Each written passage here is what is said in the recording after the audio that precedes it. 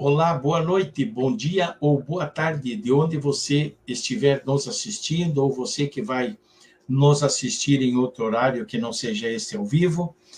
Estamos iniciando mais um programa, O Ponto da Política. Este programa vai ao ar direto da cidade de Piraquara, no estado do Paraná, para o Brasil e para o mundo. Hoje, 27 de março de 2024, são 19 horas e 27 minutos.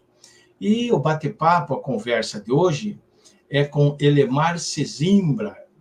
Ele está direto lá de Laranjeiras do Sul, no Paraná. Ele é integrante do MST desde 1982 e é professor da Universidade Federal da Fronteira Sul, a UFFS.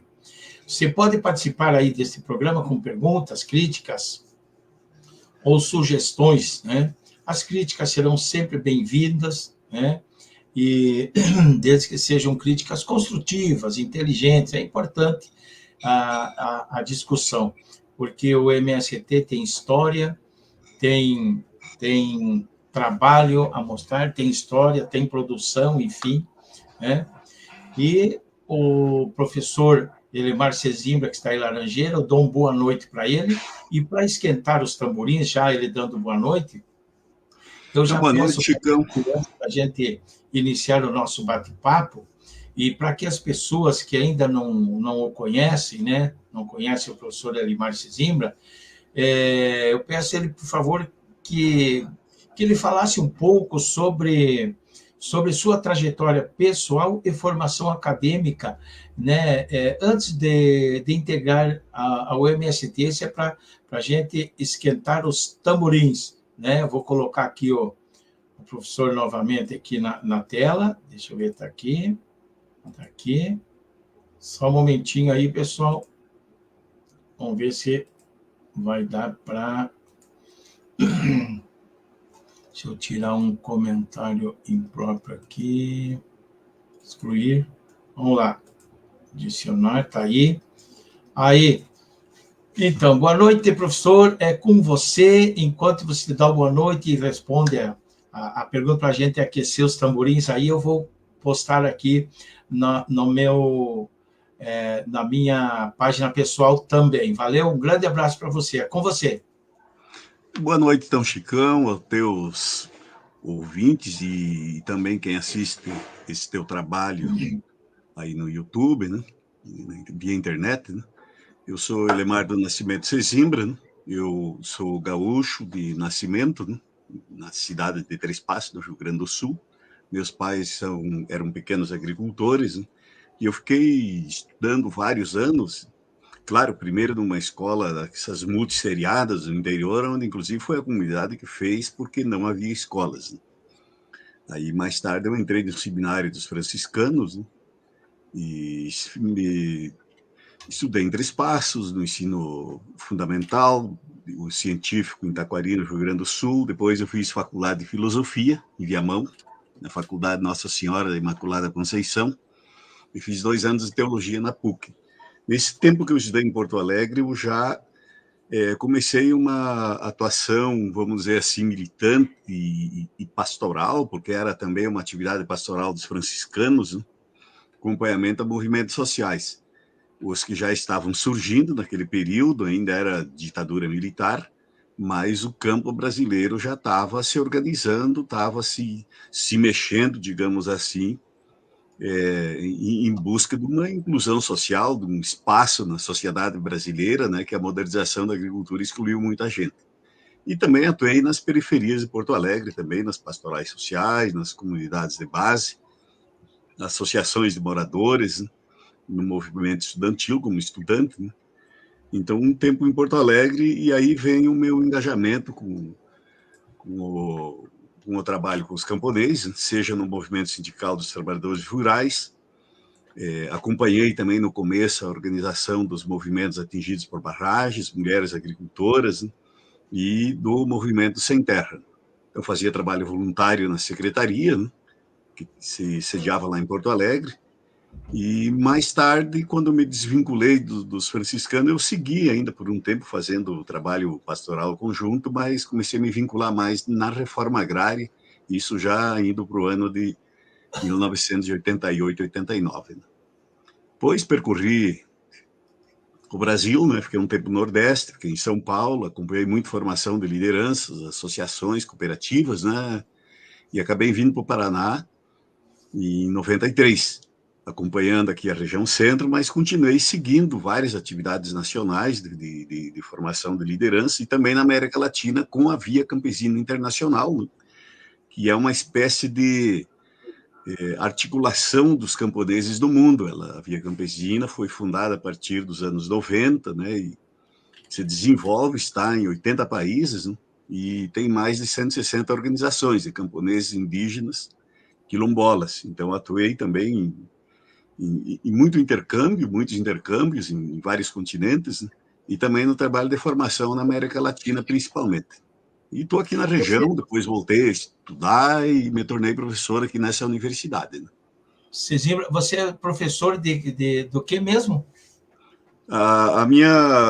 O meu mestrado depois aqui foi na UTFPR de Pato Branco em desenvolvimento regional e sustentabilidade e o doutorado na Universidade de Marechal Cândido Rondon, Uniwestern, né? E Uhum. também em desenvolvimento regional sustentável. Então, pego uma área da sociologia rural, também trabalho filosofia, história, ciências, aí na área de ciências sociais, aí várias disciplinas aqui na universidade. Legal, legal, legal, legal. Importante essa introdução aí. Então, vamos lá. Elimar, muitas pessoas já conhecem o Movimento Sem Terra, o MST, no Brasil e no mundo. Mas em outras partes, né, e outras pessoas, ou também no Brasil mesmo e em outras partes do mundo, tem pessoas que não conhecem ou ainda têm dúvidas sobre o porquê, quando e com qual objetivo ele foi criado, certo? O movimento. Você poderia falar um pouco sobre isso, incluindo Então, sua participação no movimento da América Latina? Por favor.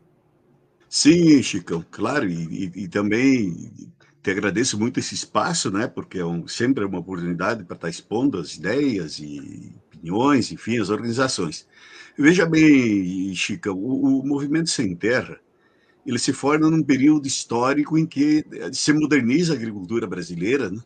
Aí os anos 60, ditadura militar, e para a gente entender um ponto interessante, é que o tipo de modernização que foi feita no Brasil, ela só poderia ser feita num regime autoritário, né? Porque assim que ele se instala, são destruídos todos os movimentos camponeses que tinha no Brasil, principalmente as ligas camponesas do Nordeste, as ULTABs pegando mais São Paulo, que era a União dos Lavradores e Trabalhadores Agrícolas, e no sul do Brasil, o PTB do finado Leonel Brizola, uma grande figura política no Estado e também a nível nacional, também tinha uma organização que era o Master, no movimento do Sem Terra. Inclusive o Brizola, ele se orgulhava dizendo que ele é o fundador do MST lá em outros tempos. Né? O MST vem depois. Né? Vem quando se retoma as articulações de luta aí no fim dos anos 70, mais especificamente 79, e quem faz esse trabalho é a Igreja Católica e a Igreja de Confissão Luterana no Brasil, faz essa articulação. E o movimento vai tendo também a contribuição de intelectuais. Eu acho que um intelectual que está vivo, que é um sociólogo rural, um dos maiores, que é José de Souza Martins, a professor aposentado da USP, né? E tantos outros. Né? Então, veja bem, Chico, o movimento ele surge não porque algumas pessoas somente quiseram organizar os camponeses e apoiavam os camponeses.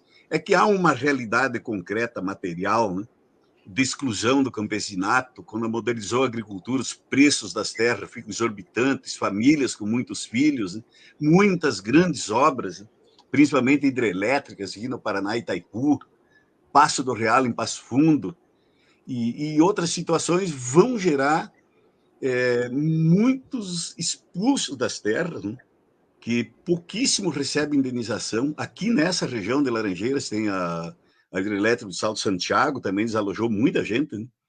E esse pessoal praticamente é jogado às traças, é jogado nas beiras das estradas. Então, tem gente que até hoje nunca foi indenizado, e esse é um dos grandes embriões da origem do movimento sem terra. O outro são filhos de pequenos agricultores, né, que não conseguiam mais comprar terra e não queriam ir para a cidade. E uma parte é de sem terra, ou pequenos agricultores que perderam as terras para os bancos na modernização. Então, há uma modernização que exclui massivamente o campesinato, grande parte, né? Tanto assim que nós tivemos um êxodo rural dos anos 60 a 80, que é o período da modernização feito a ferro e fogo, né, por um governo autoritário, porque senão, não, se tivesse participação maior da sociedade, não teria sido dessa forma, né? Nós tivemos mais de 30 milhões de camponeses que vão para outros lugares, principalmente para as periferias da cidade. Então, é um êxodo rural brutal, que não tem precedente na história em tão curto espaço de tempo. Outros países, quando se industrializam, eles têm uma política de absorver de forma mais, digamos assim, escalonada essas massas expulsas da terra e que vão para as cidades. Aqui no Brasil foi muito rápido, muito rápido. Eu, como estudante, eu vi isso nas periferias de Porto Alegre, gaúcho da campanha, da Serra Gaúcha, dos vales, do Alto Uruguai, da região missioneira, que é a minha região, né? Todo mundo meio perdido e desaculturado lá nessa favela, das periferias. Nós éramos estudantes e nos recorríamos para entender essa situação ao sociólogo que estava estudando lá, a um grande educador, que foi Paulo Freire, as teses dele, principalmente para entender a educação, a formação e compreender também esse campesinato. Então, veja bem, o MST vem de um processo que gerou uma realidade, que gerou muita exclusão. Quando o regime militar já não tinha mais força para segurar a pressão que vinha da sociedade, é só acompanhar as bandeiras que tinham nos grandes desfiles e mobilizações e concentrações de massa das diretas já, né, que eu tive já de acompanhar como estudante. A gente vai ver, tá lá as faixas, as reivindicações, as palavras de ordem, uma realidade material que originou, porque não foi só o MST.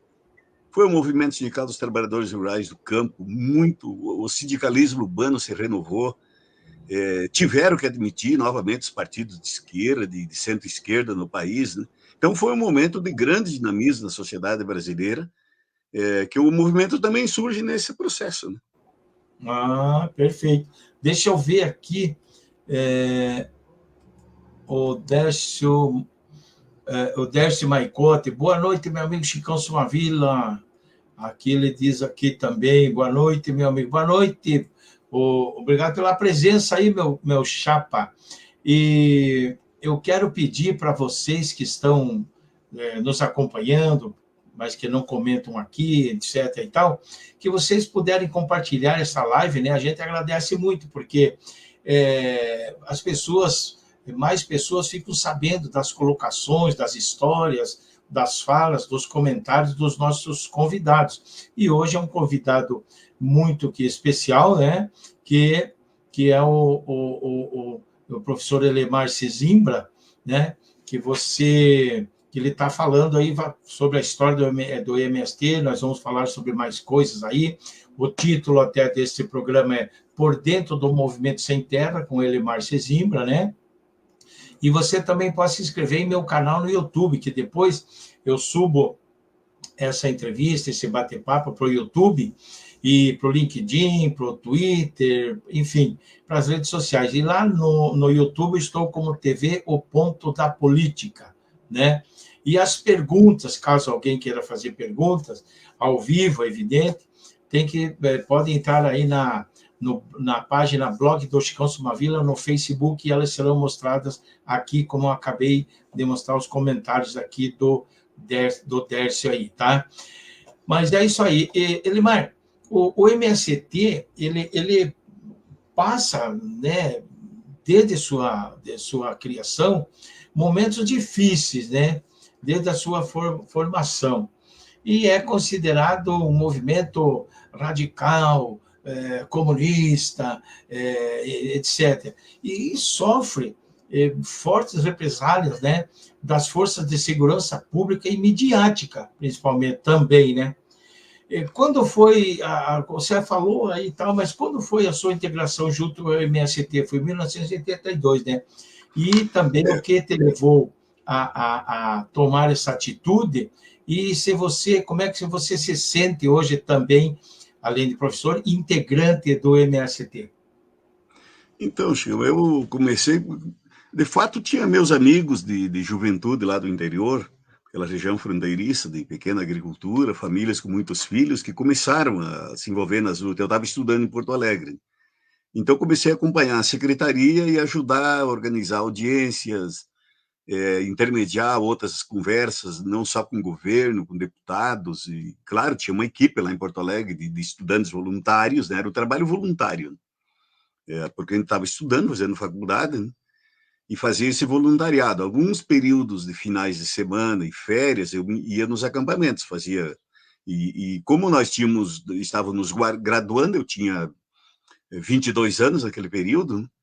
E então a gente também começou a fazer cursos de formação, procurar entender e também estudar, né, o que era reforma agrária, o que era um movimento social, né, era um período da educação popular, né? Eu tive curso e aprendi muito com o Frei Beto, né? Eu aprendi muito com o Janufo, que ainda é uma pessoa está viva, meu amigo está em São Paulo, mas foi do movimento sindical de Marabá e da região de Santarém, no Pará, foi interessante. E hoje ele virou um formador, tinha um instituto em São Paulo, que era o Sede Sapiense, onde abrigava também um centro, que era o CEPIS, de formação de lideranças. Eu, óbvio, fui me formando e, ao mesmo tempo, me envolvendo na militância. Eu me vinculei exclusivamente ao MST a partir de 1988. Aí sim, eu fui para São Paulo. Antes já tinha essa atividade voluntária, fazia várias coisas também, e outras atividades aí. Inclusive em projetos com os franciscanos, né, onde eu estava estudando filosofia, fiz 2 anos de teologia, né, na PUC de Porto Alegre, que também atuavam. Os franciscanos foram muito importantes na fundação do MST e de outros movimentos. Então, nesse trabalho que eu me vinculei. Né? E talvez uma coisa interessante que eu não falei antes, que eu veja bem, o movimento ele faz um grande debate com vários teóricos, aí nos anos de 82, 3, 4. 84 é a fundação em Cascavel. Né? Então, veja bem, Cascavel. Por que Cascavel? Cascavel, o bispado de Cascavel apoiava essas lutas, né? Então, foi lá no centro de pastoral da Diocese de Cascavel que foi fundado o MST. E tinha muitas reuniões que aconteciam em Medianeira, São Miguel do Iguaçu, que eram sindicatos de trabalhadores rurais que estavam acompanhando o pessoal desalojado lá por Itaipu. Também tinha reuniões em Francisco Beltrão, que tinha muitas articulações do Sudoeste. E aí Chapecó, o bispo de Chapecó, o finado Dom José Gomes, uma figura impressionante, né, pelo seu trabalho pastoral, tinha um envolvimento grande, e aí tinha as pastorais, então esse era o trabalho. Qual é que foi por que o movimento, então, ele vai adquirir esse nome? Quando ele resolve alguns conflitos, há um debate sobre como organizar os camponeses em terra. Esse debate se dá em 83, em Goiânia, onde o bispo, que também morreu faz pouco tempo, Dom Tomás Balduino, que foi fundador da Comissão Pastoral da Terra, ele é um dos fundadores, e lá também se fazem muitos eventos, seminários e debates. Então, lá foi debatido e se decide que em 94, não, em 84, se fundaria o movimento, com o objetivo de lutar por terra, por reforma agrária e mudanças sociais. Esses são os 3 grandes objetivos do MST.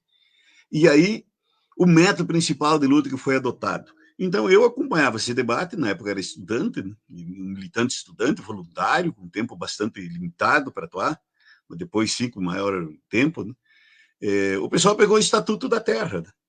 Que foi a Lei 4.504, criada pelo Castelo Branco, em 64, se não me engano, foi depois editado, 65, algo assim, eles fogem a memória algumas datas, né? Mas é desse período. O Estatuto da Terra tem 3 objetivos. Ele vai dizer que a reforma agrária é colonizar o centro-oeste e norte. E, de fato, são levados muitos camponeses do sul, muitos vizinhos meus da minha região, foram para lá. Os 2 irmãos mais velhos do meu pai morreram em Juína, e além de Juína, que é uma cidade hoje lá, quase da divisa do estado do Amazonas, do Mato Grosso, e tantos outros mais. A maioria morreu de malária, ou de uma forma ou de outra no meio daquela selva. Depois que derrubaram os matos, né, serviram de bucha de canhão, né, o latifúndio entrou. E hoje o Mato Grosso é um estado pujante. Mas nunca se fala dos milhares de camponeses que foram para lá e que morreram. E morreram pobres, miseráveis de malária. Eu vi isso num ônibus uma vez indo de Chapecó para Erechim, quando eu estava indo numa assembleia, no sindicato, na beira do Rio Uruguai. Um agricultor vinha caindo no ônibus. Ele, a mulher, tinham 5 filhos e umas trouxas. Eu pensei que ele estava bêbado. Eu perguntei, né? Eu também estava de pé naquele ônibus da Unisul. Né? Diz eles, não, eu estava em Terra Nova, colonização de Terra Nova. Eu peguei 36 malária. Os colonos que foram para aquela colonização lá, quase 1.200 famílias, eles morreram quase tudo.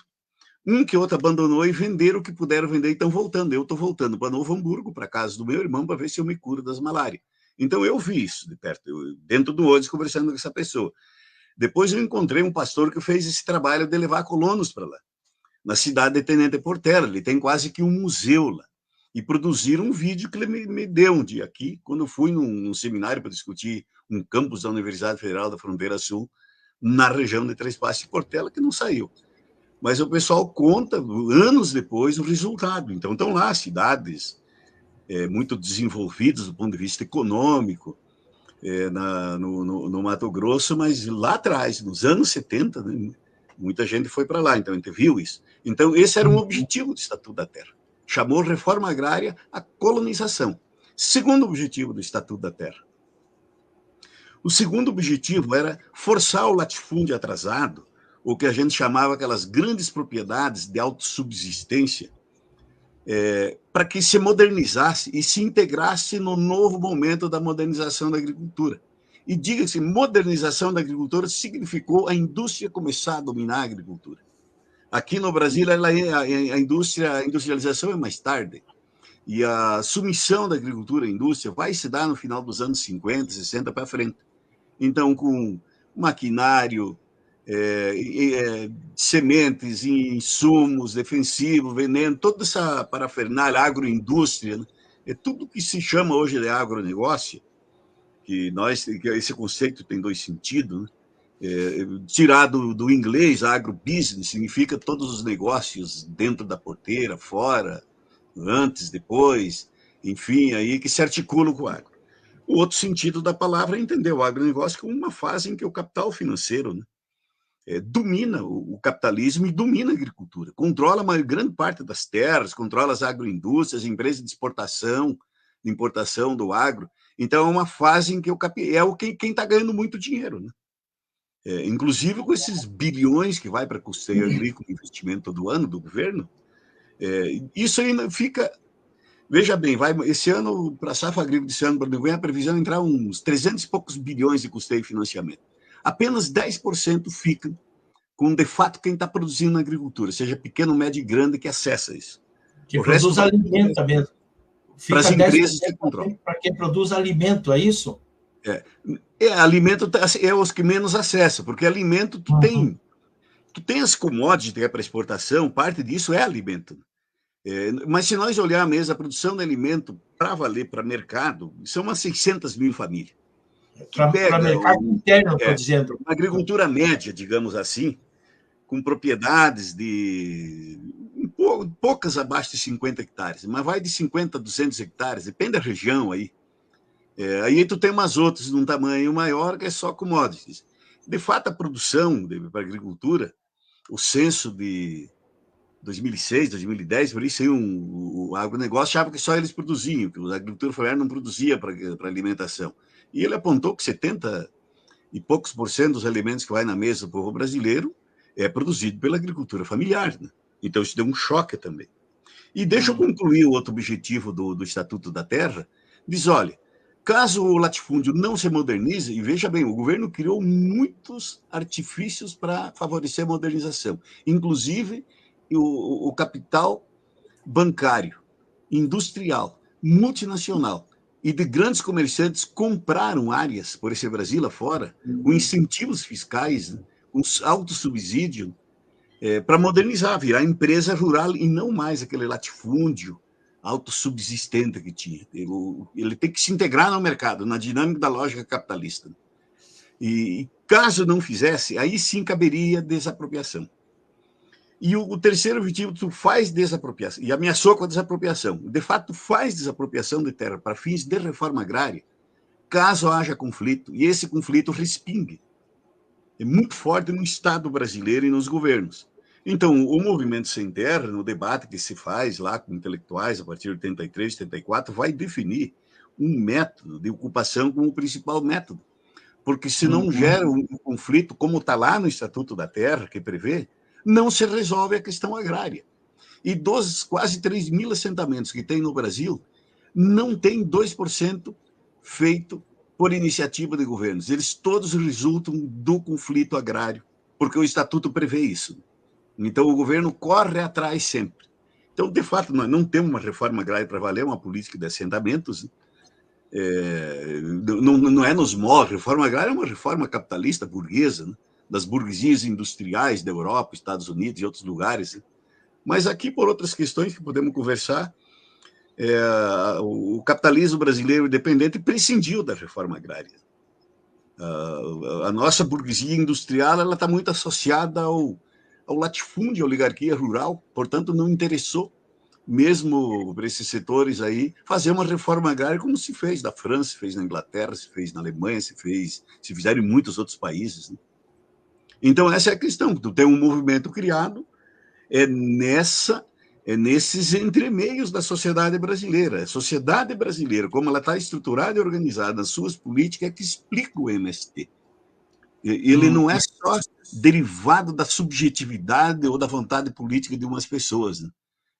O MST é produto dessa sociedade. Né? Ah, perfeito. Evidentemente, foi bem claro. Antes da criação, do nascimento, do surgimento do MST, o pequeno e médio agricultor estava abandonado nesse país, não? Veja bem, os movimentos sociais, Chicão, nos anos 80, fazem muitas lutas quando quase praticamente não tinha política pública para esse segmento da agricultura familiar que vai de 1 a 5 módulos. Cada região tem um módulo agrícola. Por exemplo, a nossa região aqui é 17 hectares. Então, tu imagina, 5 módulos é 5 vezes 17, 75 hectares. Né? Outras regiões pode ser maior, pode ser menores. Né? Então, para esse público quase não tinha. Os anos 80, eu acompanhei o movimento sindical quando eu voltei para minha terra, lá em 87, 88, né? Três Passos. Foi um período de muitas lutas dos trabalhadores rurais ligados aos sindicatos de trabalhadores rurais. Né? Bloquearam muita rodovia nos 3 estados do Sul.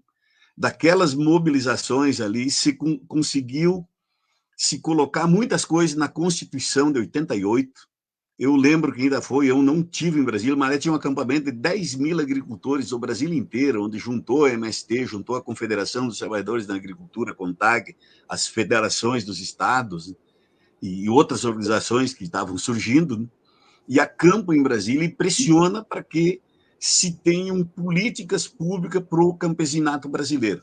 Então, veja bem, Chico, ela foi muito avançada a Constituição, ela vem na esteira do movimento das diretas já, grandes mobilizações de massa da sociedade brasileira, então, por isso que é dita como uma Constituição cidadã. Eu lembro que os partidos mais de esquerda queriam mais avanços, e deu várias polêmicas, mas ela foi, para a correlação de forças políticas da época, ela foi importantíssima, foi um grande avanço. A gente pode ver que todas as reformas trabalhistas que fazem agora, todas contra as conquistas sociais e trabalhistas da classe trabalhadora que estão lá na Constituição de 88. E algumas nem foram regulamentadas ainda. Então, veja bem, a mulher agricultora, Chicão, era considerada doméstica, não era uma trabalhadora, uma profissional. Então, isso se conseguiu botar lá para reconhecer como trabalhadora. Os agricultores não tinham aposentadoria, então se conseguiu a aposentadoria para os trabalhadores rurais e para as trabalhadoras. E outras conquistas mais. Manteve-se a ideia da reforma agrária, e uma coisa interessante, eu acho que mencionar aqui nesse debate contigo, Chicão, ela manteve, a Constituição de 88, um elemento importantíssimo do Estatuto da Terra. Veja bem, os militares fizeram uma lei e mantiveram naquela lei a função social da terra. Quer dizer, a função social da terra está acima dos interesses privados. Aí tem todo um debate também, inclusive jurídico, sobre a propriedade, E os movimentos defendem, inclusive, que aí se põe um limitante ao tamanho máximo da propriedade, né? Como fizeram muitos países, né? Ou uma taxação de imposto progressivo na grande propriedade, improdutiva, depois vai indo, como fez a Itália, um tipo de reforma agrária diferente. Vai lá no Japão, na Coreia do Sul, os generais americanos, depois da Segunda Guerra, impuseram um tamanho máximo de propriedade de terra por CPF. Ninguém podia ter mais propriedade por CPF. Desapropriaram os mandarins e proibiram de comprar terra, indenizaram. A desapropriação implica indenização. Ela não é uma absorção da terra, uma expropriação, é indenização.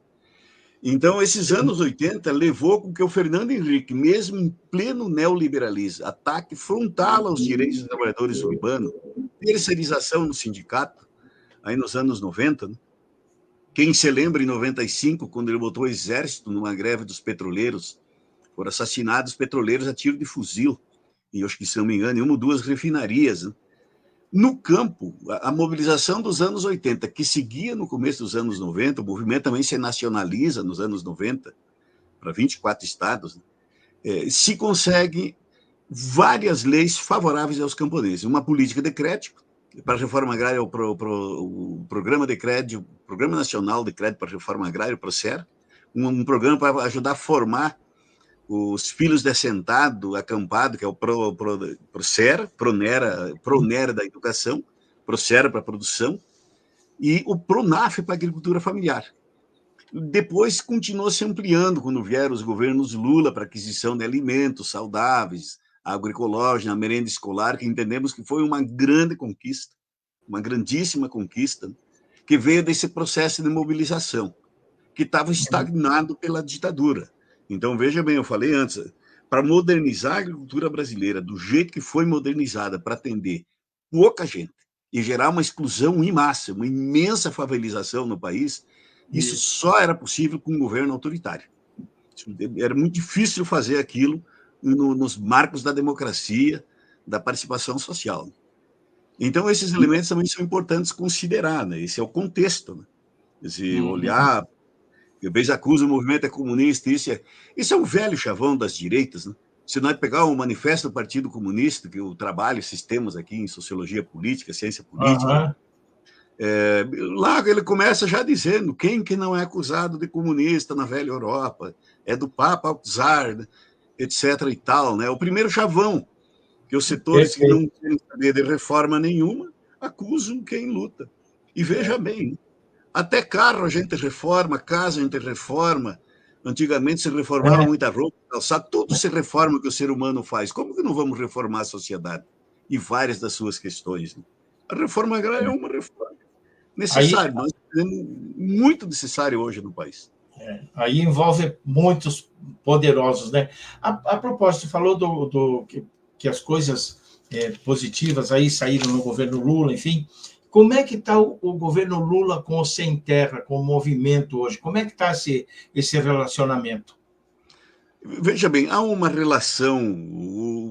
O Partido dos Trabalhadores e o Lula também no movimento sindical, que é o partido que ele está, vem no mesmo período histórico. É por isso que tu tem uma relação entre essas várias organizações, seja a CUT, das centrais sindicais, as outras hoje também têm uma certa afinidade, né?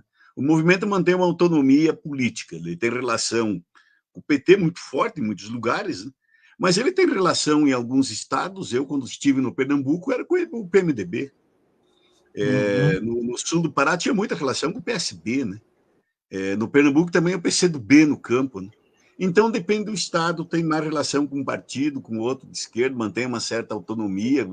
Claro, por ser da mesma época, há muita relação com sindicatos urbanos ligados à CUT, depois o movimento também ampliou, porque ele não é filiado a uma central sindical. E ele também não submete aos moldes da discussão mais clássica que tem no campo da esquerda, dos marxistas, como uma correia de transmissão dos partidos. Ele mantém autonomia política. Autonomia política não quer dizer que não tenha relação. Uma relação política, social, econômica, de articulação, de solidariedade, tem muito forte, né? Mantém autonomia mesmo com as pastorais sociais. Esse foi um debate grande, né? A igreja não, ela ajudou a construir, mas não é dona do MST. O MST tem lá muito claro isso. na sua política de formação, de organização, mas mantém relacionamento social. E o movimento sem terra também entende o seguinte, Chicão, veja bem, se nós olhar a história do Brasil, todas as lutas pela terra que se desenvolveram, se nós olharmos de Canudos, em 1897, 98, do sertão da Bahia, aquilo lá durou poucos anos. Aquele arraial começa lá com um monge, o povo abandonado, inclusive religiosamente, nos sertões. E quem conhece a história do Nordeste, né, das sesmarias, da oligarquia rural, dos coronéis, né, vai produzir muitos conflitos. Tem tantos outros, né? Eu morei 3 anos no Nordeste, né? Circulei muito no Nordeste.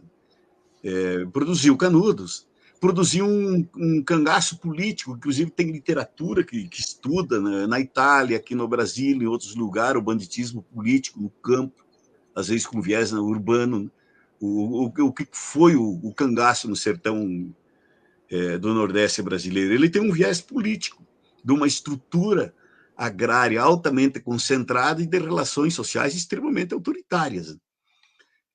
Se olharmos aqui no sul, no nosso estado, e a divisa com Santa Catarina, se produziu um conflito quando se fez a estrada de ferro. E signou por completo 60 mil camponeses que moravam aí como posseiros. Né? Aliás, no Brasil nunca se reconheceu a posse, o trabalho na terra para garantir a propriedade. Diferente dos Estados Unidos, por exemplo. Se a gente quiser comparar, e o conhecimento também a gente adquire comparando, né? Até para a gente poder ver alguns marcos e algumas questões. Nos Estados Unidos, escravos libertos recebiam terra para a lei do livre-ato. Aqui não. E foi quando o Brasil começou a ficar para trás dos Estados Unidos. Então, veja bem, a libertação dos escravos na República, no final do Império, começo da República, os escravos foram jogados às traças. É por isso que nós temos uma dívida externa. A eterna é uma dívida social com a escravidão. Nós somos herdeiros dessa sociedade. O homem é passado, presente e futuro. Eu dou aula com meus alunos e dizem, mas professor, eu nasci agora, o que eu tenho que ver? Meu amigo, tu não é um cavalo, um boi, e nem um cachorro, nem um jegue, que vive só imediato. O ser humano é passado, presente e futuro. Ele tem 3 dimensões. É um debate filosófico esse aí, obviamente. Então, nós herdamos o conhecimento do homem da pedra lascada em um dado momento da história primitiva da humanidade, né? E todo o conhecimento é herdado. Então, nós somos herdeiros, sim, do passado. Então, nós temos coisas pendentes na sociedade para também estar resolvendo nesse nosso debate. Mas, Chicão, eu vou parando aqui, tu vai me provocando aí nas questões. Vamos falar um pouco, por exemplo, você falou, o MST está presente em vários estados, né, e municípios aí do Brasil, né? E a mídia corporativa usa o termo invasão. Sempre que ela se refere ao MST ou alguma ocupação, ela usa o termo invasão, e dando a entender, ou deixando dúvidas aí na sociedade, enfim, que o MST invade terras produtivas, né? E não é isso que acontece. Por exemplo, eu gostaria que você falasse assim também um pouco sobre a ocupação das terras da Araupel, que é aí na região, né? Que ela causou uma enorme polêmica desde o seu início, e também houve mortes de integrantes do MST, etc., né? E pediria para você dizer onde está situada essa área e como ela se encontra hoje em relação à produção e a documentação de posse, se já tem, se o pessoal tem ou não tem, se isso já aconteceu, e o que teria levado a mídia corporativa a criar uma polêmica como essa que ela criou. É longa para responder essa questão. Primeiro, ocupação e invasão. Veja bem. Quem primeiro invadiu, de fato, isso aqui foram os nossos antepassados portugueses, né? E o latifúndio, que também foi invadindo. Se nós olharmos as capitanias hereditárias, onde tinha os governadores gerais que tinham o poder de ceder sesmarias, né?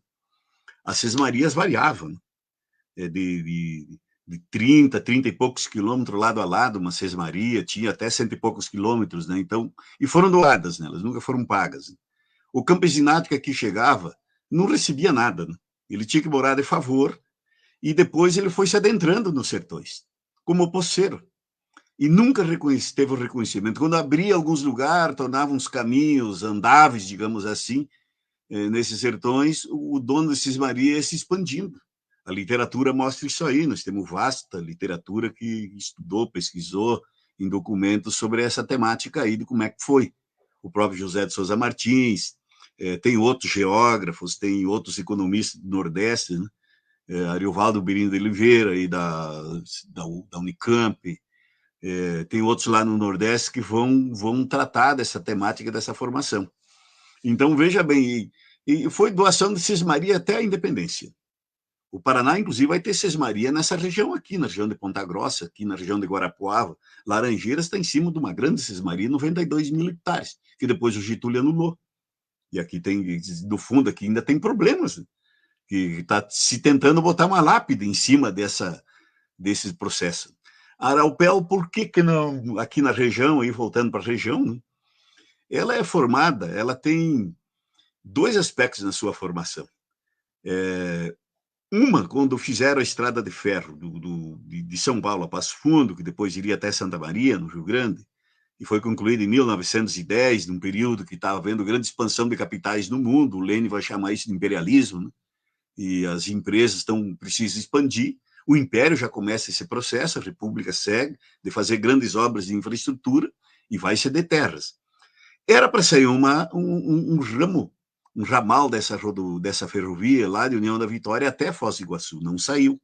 No entanto, e o pagamento para essas empresas era doação de terra para tirar toda a madeira, 17 quilômetros do lado de cada lado da ferrovia, que ninguém fiscalizava. Isso chegava a muitos quilômetros. Os historiadores dessa temática mostram isso. E aqui, parte da Araupel vem dessa formação.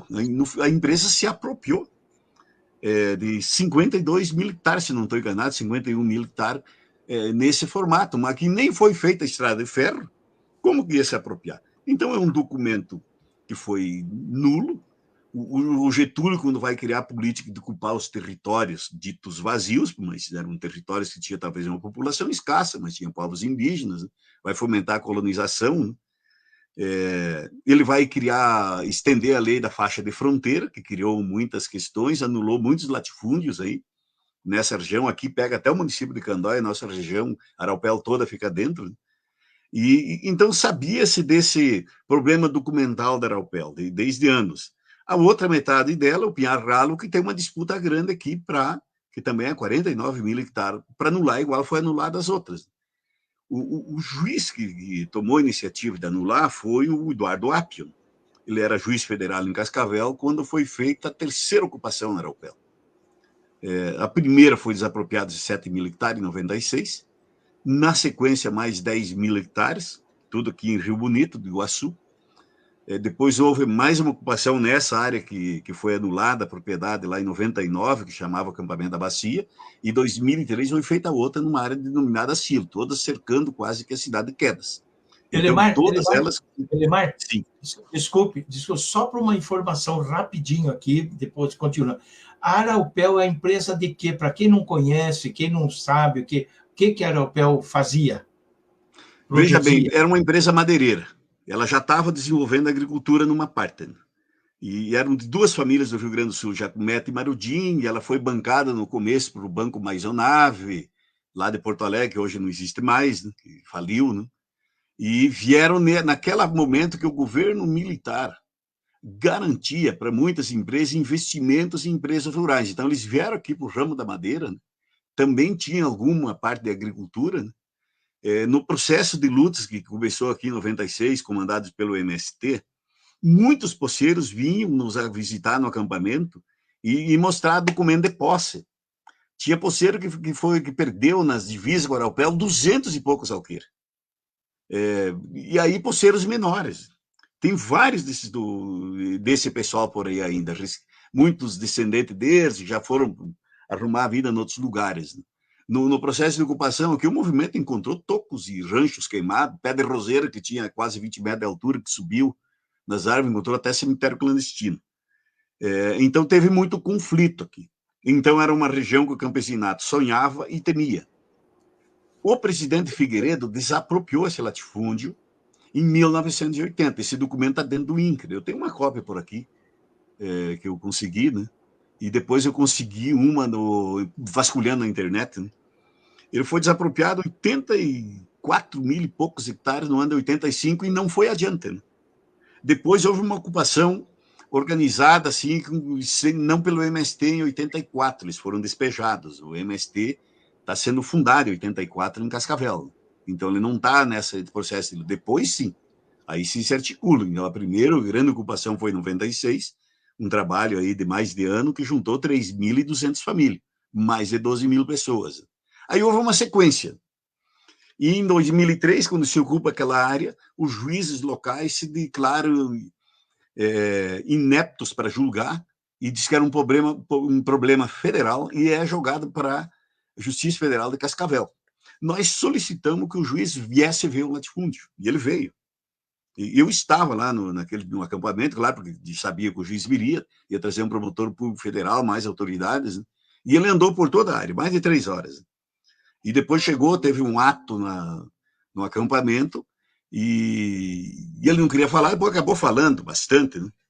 Colocou a história da família dele, de imigrantes italianos que vieram da Itália, e o sofrimento lá em Caxias do Sul, que vieram de lá, contou toda essa história aí, que eu também depois fui estudar e conversar, quando trabalhei a disciplina de História da Fronteira Sul. E ele disse que voltaria para Cascavel naquela noite e mandaria fazer o assentamento em 25 mil hectares. E anularia os títulos, foi anulado.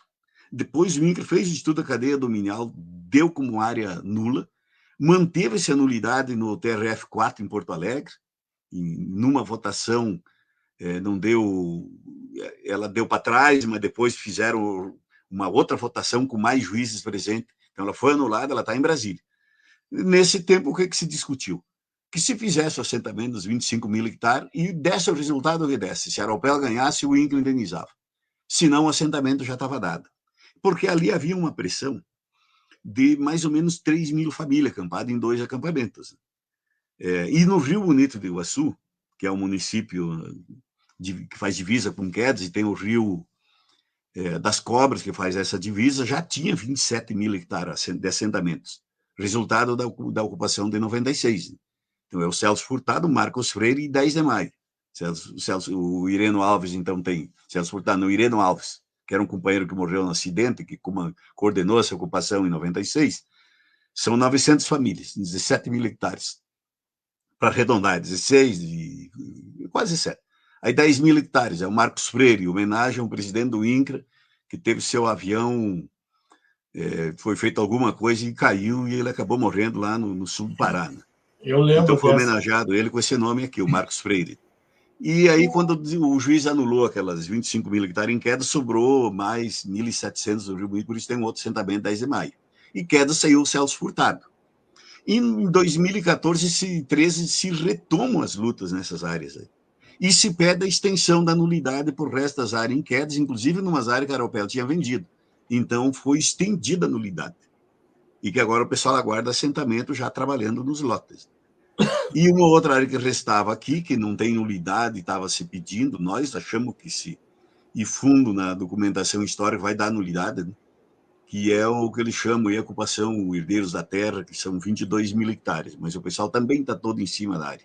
Então, aqui estamos esperando que o governo Lula faça o assentamento, que está parado desde 2017, 2016 mais exatamente.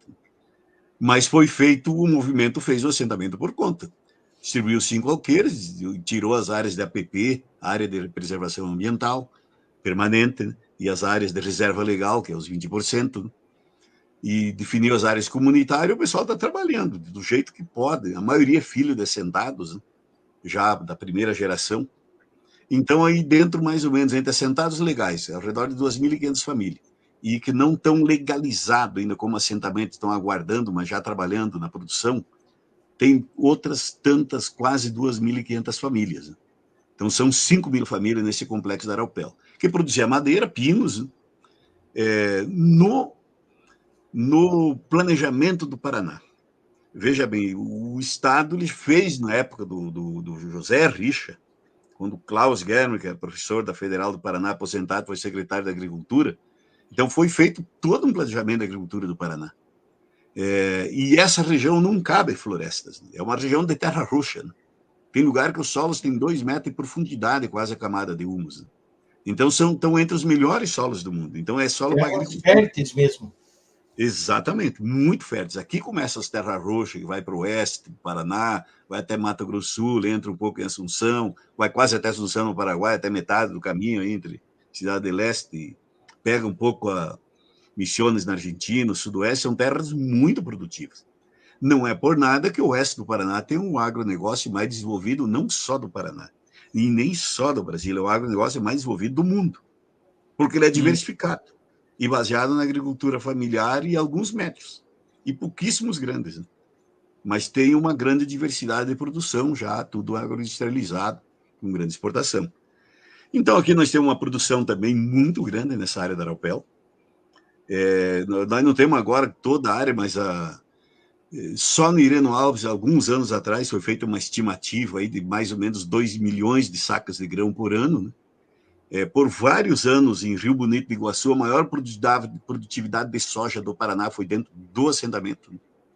Na época, eu não estou lembrado quantas sacas por hectare, né? 65, um pouco mais, né? Hoje, com a tecnologia, já se produz mais, né?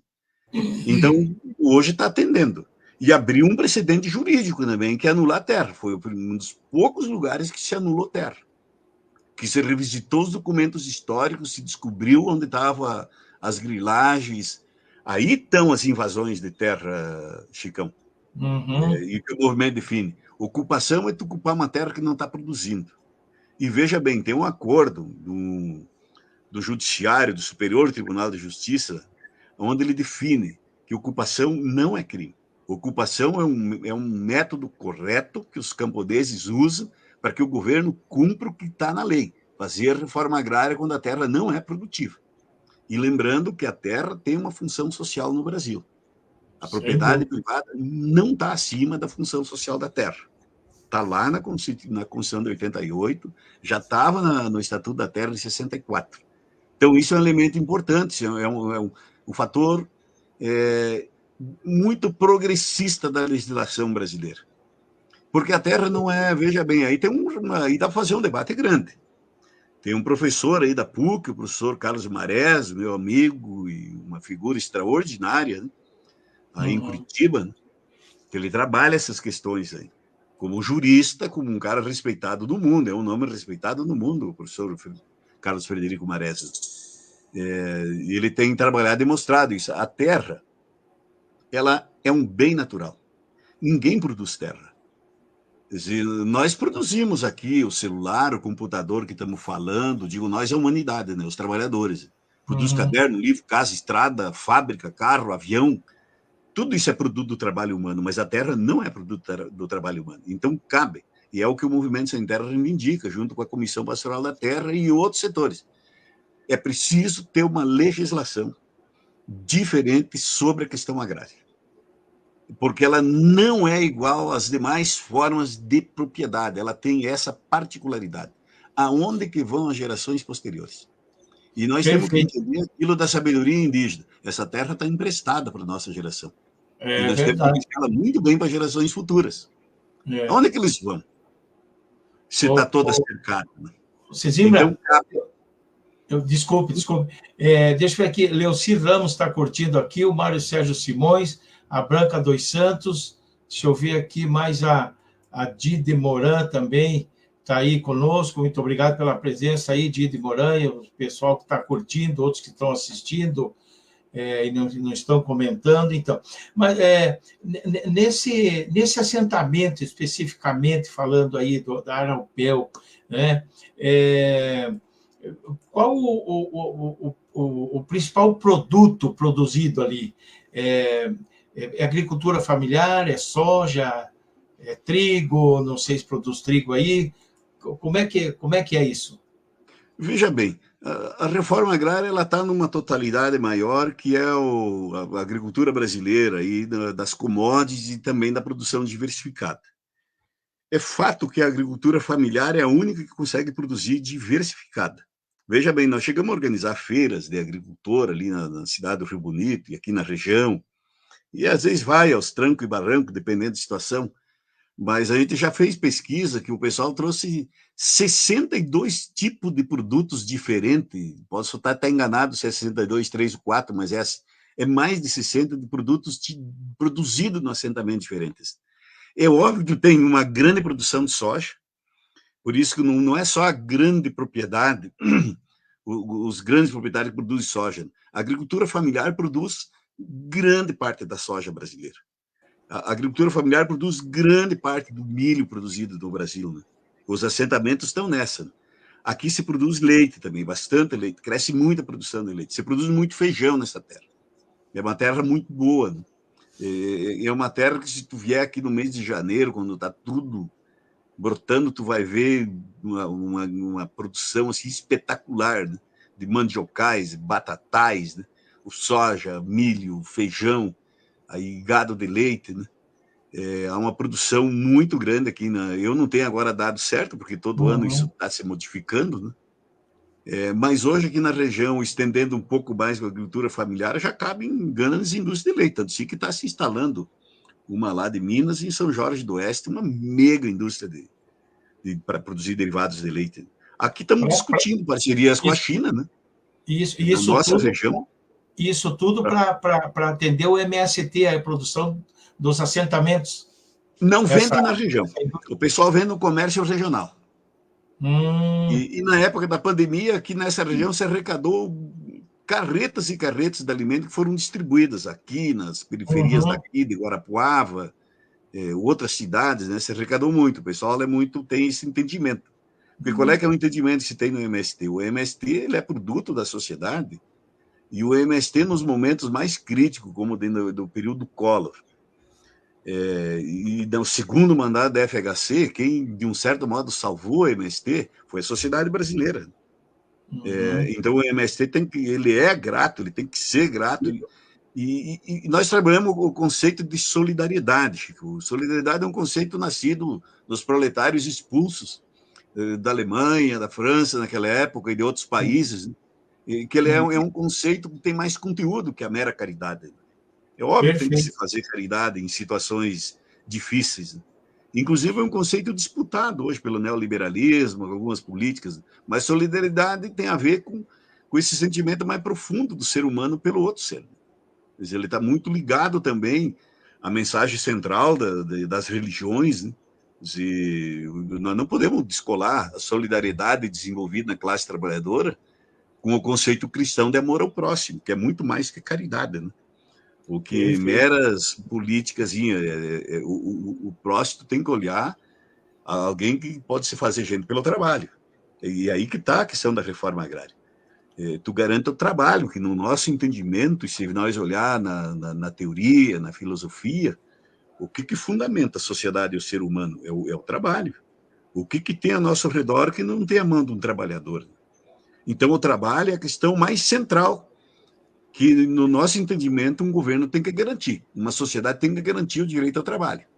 E se temos desemprego, se tem disputa da favela pelo êxodo rural, o campo é uma grande saída para o Brasil.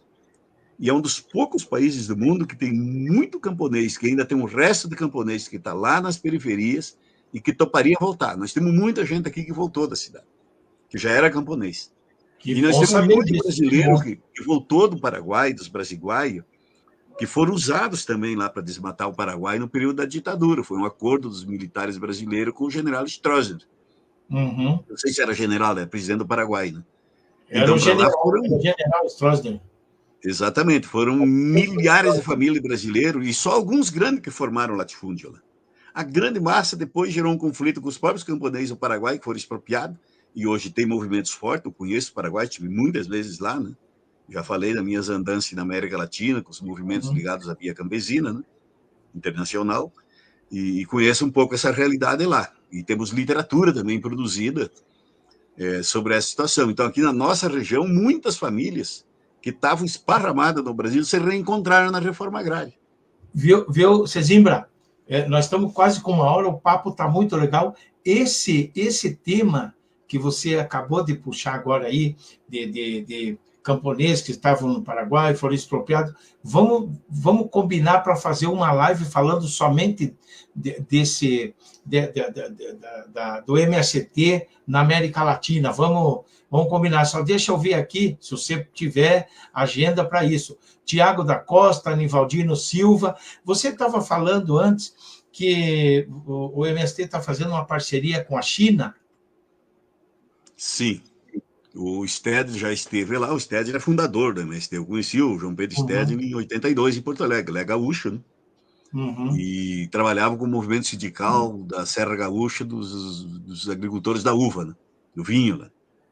E depois se envolve também nesse acampamento que foi em 79, lá 800 ou 900 famílias são expulsas das áreas indígenas, são pequenos, eles formam um acampamento. É ali que está a origem do MST. Cruzilhada Natalino, ainda hoje está lá o lugar, tem um marco. Né? E o MST tem feito essa relação com a China. Né? Qual é que é o problema aqui? Tem outras coisas que cabem um debate grande, Chicão. Se nós olharmos, o Brasil tem 5 milhões de famílias no campo de propriedades. Né? 5 milhões e pouco. Né?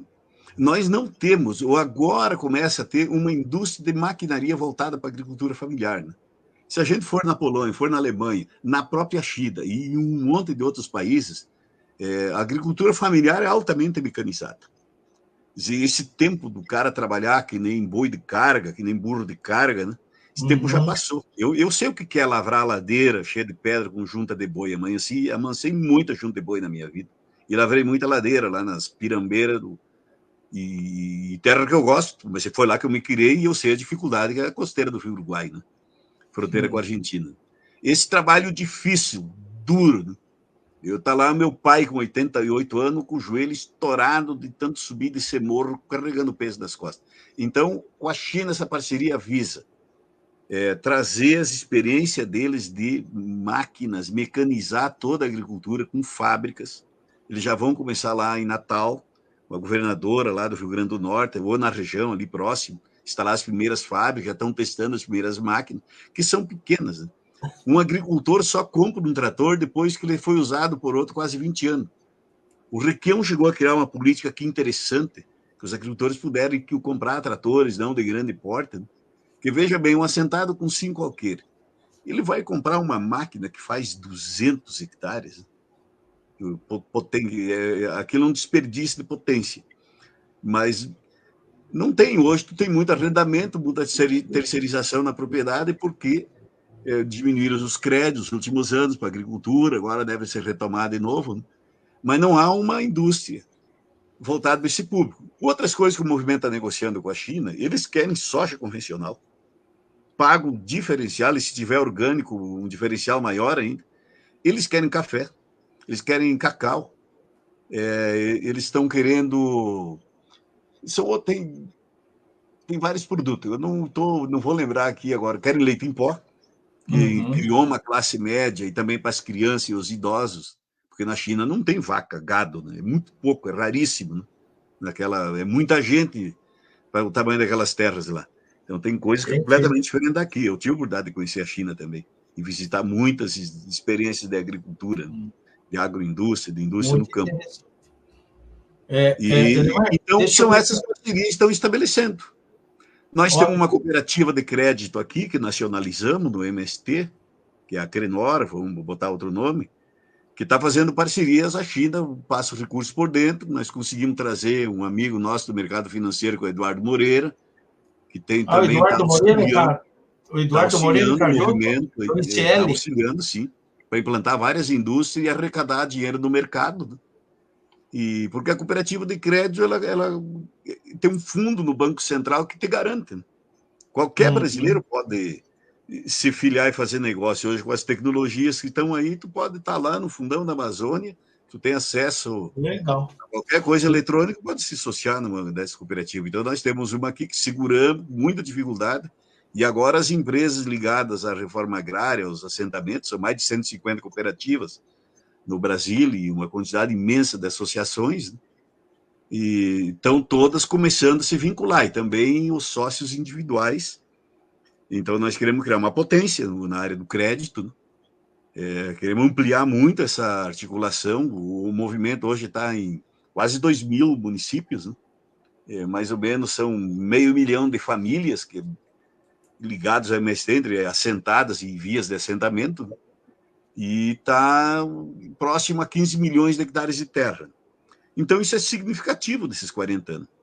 Então, hoje é forçoso que o movimento discuta a produção de alimento saudável, aí a agroecologia, a agricultura regenerativa, né? É forçoso que ele discuta a produção de alimentos para o povo, diversificado, né? Nós vamos ter problema de fornecimento de alimentos diversificado no futuro, se não houver políticas, não só de governos, tem que ser de Estado, né? Para favorecer a agricultura familiar. O agricultor familiar não tem saída, nós temos muita literatura agora. Então, veja bem, a sociologia rural se debruçou muito sobre o campesinato nos últimos anos, principalmente depois que eles deram aquele pau nos americanos lá no Vietnã, né? Na Guerra do Vietnã. Né? Todo mundo achava que o camponês ia desaparecer. Né? De repente, eles ficaram importantes no mundo e são importantes. Né? Para a produção diversificada, alimento saudável, cuidar do meio ambiente. Né? Porque a terra, para o camponês, ela é uma espécie de mãe. Né? Se nós pegar os mitos bíblicos, os mitos dos povos antigos, o mito bíblico também, o homem veio da terra. Né? A crise é a terra, se não matar a terra, envenenar a terra. Né? A ideia de paraíso lá do mito bíblico é o lugar que o homem foi colocado para morar. Então, nós temos que tratar a terra como se fosse um paraíso, o jardim do Éden. Ninguém envenena o jardim do Éden, destrói a biodiversidade, enche de lixo, torna uma vida impossível de se viver. Né? Então, temos que buscar também recorrer a essa sabedoria dos povos antigos, né? Trazer para a modernidade, que às vezes é muito arrogante com tanta tecnologia. Né? Vamos aprender com esses outros. Isso aí. Deixa eu ver aqui, Romário Bueno está aqui conosco e também está aqui o Jean Carlos da Luz. Boa noite, Jean Carlos da Luz. Estou na escuta de Rio Bonito do Iguaçu, aí da região, está na escuta aí. Se você puder compartilhar. Oi? Meu vizinho, boa noite para ele. Aí, Jean, então, boa noite para o Jean aí. Hoje, compartilha essa live aí, a gente agradece, para que mais pessoas fiquem sabendo aí do que é o MST. Muita gente que conhece, que sabe, mas tem muita gente aí que pega algumas informações ou não tem informações e, às vezes, recebe informações enviesadas, né? Elas não tão como deveriam ser, recebe algumas informações aí sobre o olhar do agronegócio, sobre o olhar do grande capital, né? E é isso aí. Elemar, como eu falei, vamos combinar aí para a gente fazer uma outra live e falar sobre essa atividade do MST também aí no exterior, enfim, na América Latina, né? E chegamos ao final, deixo aí um tempinho para você fazer as suas considerações finais e tocar em algum assunto que eu não entrei, que eu não abordei, fique à vontade, por favor. Temos aí 4 minutinhos. Ok. Então, Chico, eu te agradeço mais uma vez, é um prazer em conhecê-lo também, e esse teu trabalho aí que é importante. Aos ouvintes que estão aí, né, independente da sua opinião, concordando, não concordando, mas é uma oportunidade de ouvir ideias e poder debater e discutir em outros setores também. E dizer o seguinte, né, um país onde 1% dos proprietários de terra controlam 52%. Perdemos a conexão com o Elemar, perdemos, está dando uma caída na conexão. Enquanto isso, eu vou ler aqui a Branca dos Santos. Parabéns, Elemar. Orgulho de ter como professor. Você foi a primeira pessoa que me ensinou sobre reforma agrária. Gratidão, diz aí. É com você. Então, é isso, é uma luta nesse sentido pelo Brasil, né? Pela sociedade brasileira. Nós temos uma sociedade mais igualitária, é uma reforma necessária. Qualquer sociedade precisa de fazer reformas depois de alguns anos, na medida que ela se desenvolve, aparecem coisas novas, demandas novas. Né?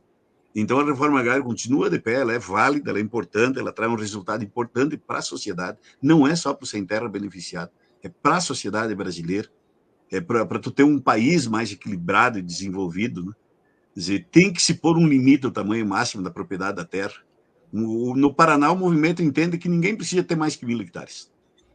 Quer dizer, está mais do que suficiente para se viver bem. Né? E isso tem que estar na legislação. Hectares? Mais do que Não 1.000? precisa ter mais que 1.000 hectares. Tá. Outras regiões podem estabelecer outro teto, né? Mas há que se definir um tamanho máximo da propriedade da terra por CPF, que nem países avançados do mundo têm, né? E olhar os vizinhos, que tanto se referencia aqui, todo mundo fala dos Estados Unidos. Então, vamos olhar lá a colonização de povoamento e não de exploração, como foi feito lá, é a diferença daqui. Vamos olhar lá que não é um país baseado em latifúndio, ele tem propriedades médias, uma que outra é grande, mas ele teve uma grande distribuição de terra no início da sociedade. Então, a distribuição de terra, ela é fundamental para uma sociedade mais equilibrada, mais desenvolvida, menos conflituosa, para nós acabar com a favelização desse país, entre outras coisas. Ela é uma das reformas fundamentais.